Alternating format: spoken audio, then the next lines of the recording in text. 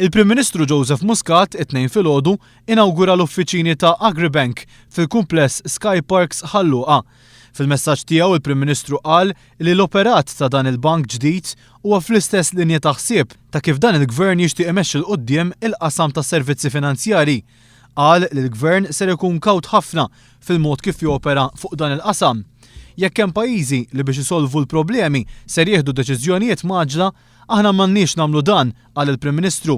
Irridu nibqgħu nkunu l-aħjar għażla għall-investituri f'dan il-qasam u nkunu il-fuq mill-kompetituri tagħna, tenna l-Prim Ministru. Malta hija ġurisdizzjoni li topera kollox skont il-liġi u li toffri stabilità f'dan il-qasam. Hekk konna u hekk ser nibqgħu, saħaq il-Prim Ministru. Fakkar kif is-servizzi finanzjarji huwa wieħed mill-loqsma li fil-passat ra ħidma miż-żewġ partiti flimkien u għaldaqstant ser ikun hemm tkomplija fuq dak li kien hemm fl-amministrazzjoni preċedenti. Il-Prim Ministru spjega iżda kif taħdem l-amministrazzjoni il-ħidma biex jiġi attratt investiment ġdid u regolamentazzjoni ser ikunu taħt ministri differenti. Tkellem ukoll dwar kif il-Gvern fid-diskussjonijiet fuq livell Ewropew ser jagħmel minn kollox biex jissalvagwardja din in-niċċa ta' suċċess għal pajjiżna. Qal li fis-summit tal-ġimgħa li għaddiet għamilha ċara mal-mexxejja Ewropej li filwaqt li jaqbel ma' ħidma ikbar kontra l-frodi u l-evażjoni tat-taxxa, Malta mhijiex lesta li terħi iktar mill-poteri nazzjonali dwar il-qasam tat-taxxi. Il-Prim Ministru li iddawwar mal-bini tal-bank u l-iltaqa' ma' tmexxija u l-ħaddiema awgura suċċess lil din l-intrapriża ġdida f'pajjiżna. Agribank huwa preżenti f'Malta kif ukoll fl-Ingilterra fejn l-operat fl-Ingilterra ġie varat il-ġimgħa l-oħra.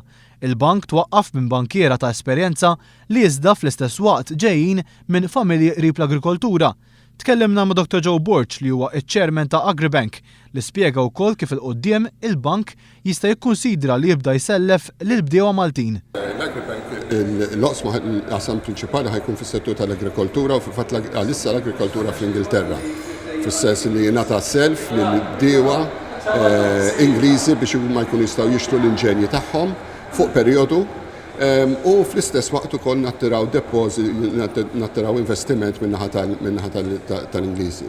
L-idea li dan il-tip ta' servizz finanzjarju jista' jiġi estiż anke l-bnadi oħra fl-Ewropa u anke f'Malta naraw li hemm potenzjali hemm suq għalih ukoll. Bħalissa fl-Ingilterra hemm talba kbira għas-servizzi f'dan il-qasam minħabba l-vojt li nħoloq mill-banek ewlenin fl-Ingilterra li għalqu l-operat tagħhom f'dawn in-niċeċ u kkonċentraw fuq prodotti standard. Għall-inaugurazzjoni attendew ukoll il-Ministru tal-Ekonomija, l-Investiment u n-Negozji Żgħar Chris Cardona flimkien mas-Segretarju Parlamentari għall-Kompetittività u Tkabbir Ekonomiku Edward Zammit Lewis.